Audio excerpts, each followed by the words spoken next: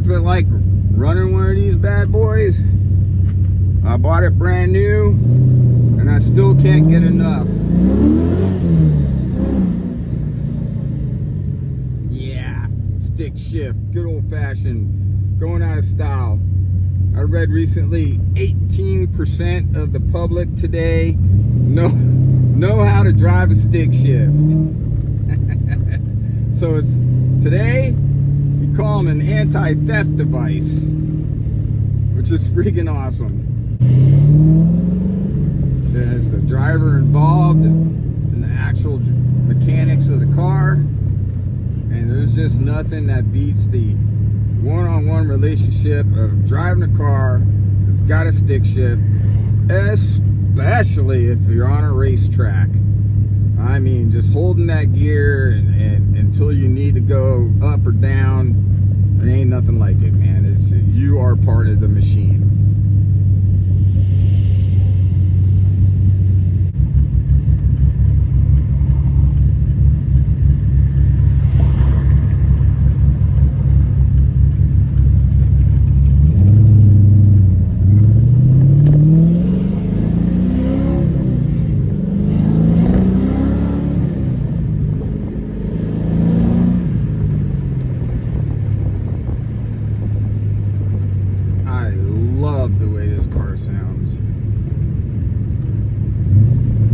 Like soul food.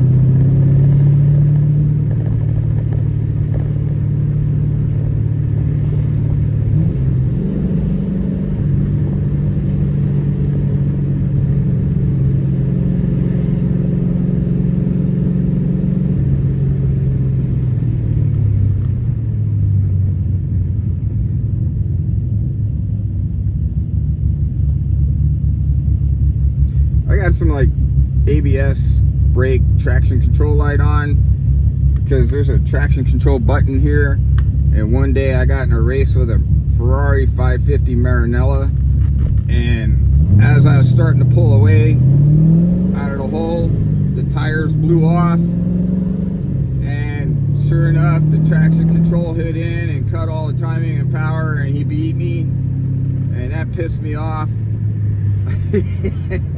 So I bypassed that crap so I don't have to turn the switch off and have that happen to me. Also, whenever you went to the drag strip, you had to make sure turn that damn switch off or kill your time.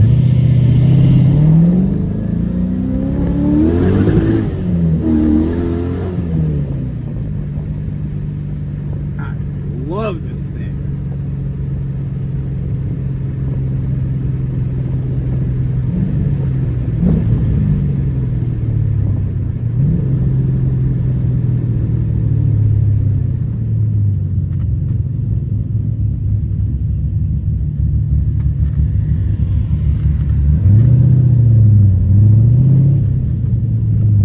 This car is actually one of 13 that's black with T-roofs and a 6-speed and came from the factory with a Hurst shifter. The only one that was more rare for the formula was a WS6 to add on to that package there, and I think there was 6 of those. So I try and shift this thing without holding the top because I've almost worn the Hurst pattern off. I need to try and, I think, good luck with that, find a replacement shifter that has the Hurst pattern.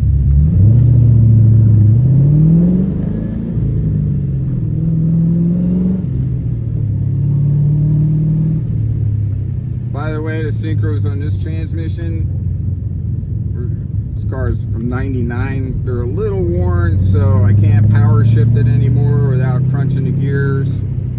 So that is affecting some quarter-mile times if I go to the track and run it today. So I do need to go through the transmission and change or upgrade the synchros. Because you got to be a little bit patient on speed shifting. When this thing was new, as fast as you could throw it into a gear, I mean as fast as you could rub it in, it was done. I don't care how fast you tried, it went in. But now, those synchros are a little tired out, and it don't like going into second or third that fast anymore, and sometimes it won't let you if you really push it that hard. You get it up to about 62, 6300 RPM and try and power shift. Sometimes that'll turn into a mistake, only because it's tired. When it was new, it let you do that. The weak link on these cars was the clutch. The stock clutch literally could not handle the stock power. It was fine out of the line or spinning the tires off out of the gate, but if you were lighting up the tires in first gear and decided to power shift into second while you were smoking the tires, that shift into second might turn into smoking the clutch instead of the tires. And that had happened to me and it sucked, because I was like, it doesn't feel like it sounds like it's spinning, but it doesn't feel like it's spinning. And then you smell that burnt brake pad smell and you go, oh no. And sure enough, that happened a couple times when this car was pretty new. And the super awesome easy trick fix for that was about 2 years into ownership, they came out with the Z06. Yeah, right about a year after this, came out with the Z06 Corvette, and that Z06 clutch was a direct swap, and all of a sudden you had a clutch that could handle 600 horsepower. So that, and still had a light pedal. You didn't have to go to a twin disc heavy ass clutch pedal. So those Z06 clutch upgrades were almost a mandatory requirement for even a bone stock LS, because once you started doing any mods to these things, they responded very well to the modifications, and the clutch was not happy about it. Got a nice 68 Chevelle El Camino behind me here.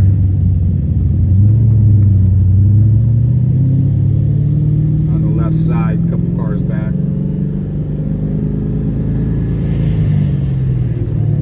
There he comes. SS 396. So, is that 396 with 325 horsepower, 350 horsepower, or 375? Or is it got a 572 crate motor today? I don't know.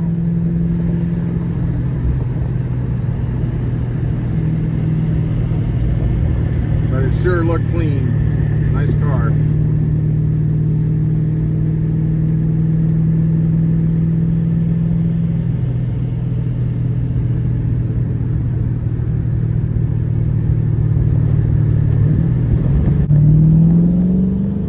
Second gear. Time to wake up.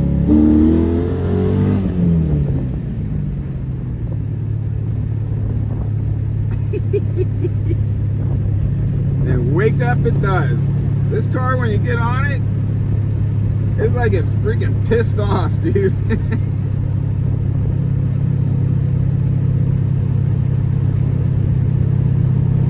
An angry SOB.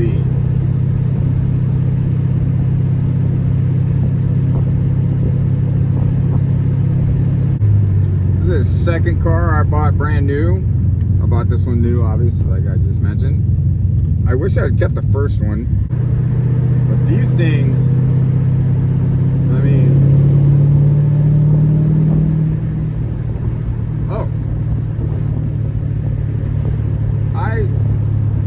I have gotten as high as 28 miles per gallon on the freeway with this car running 75 to 85 miles an hour, because it's got a 6-speed overdrive.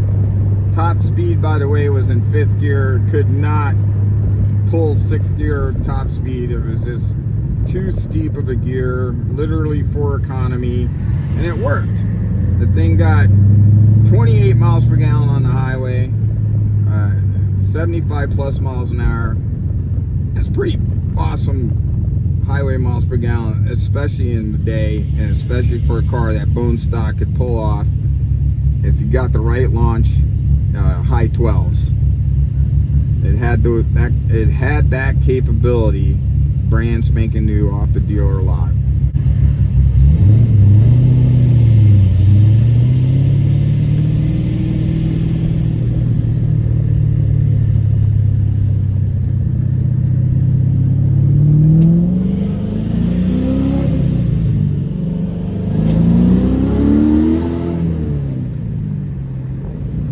My glasses came off.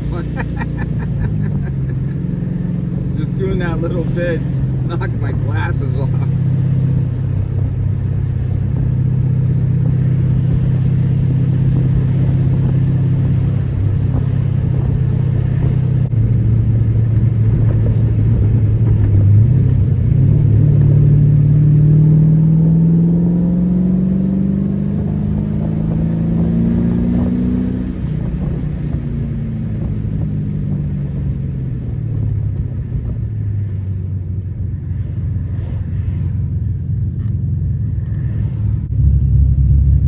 Air conditioning still works awesome. Cruise control still works. Got the T-roofs in here. Power windows. Remote locks and remote hatch release. Little rinky-dink slide-out cup holder here. Another cup holder here. Came with ashtrays back then, but we did some other stuff here. Had a little fun.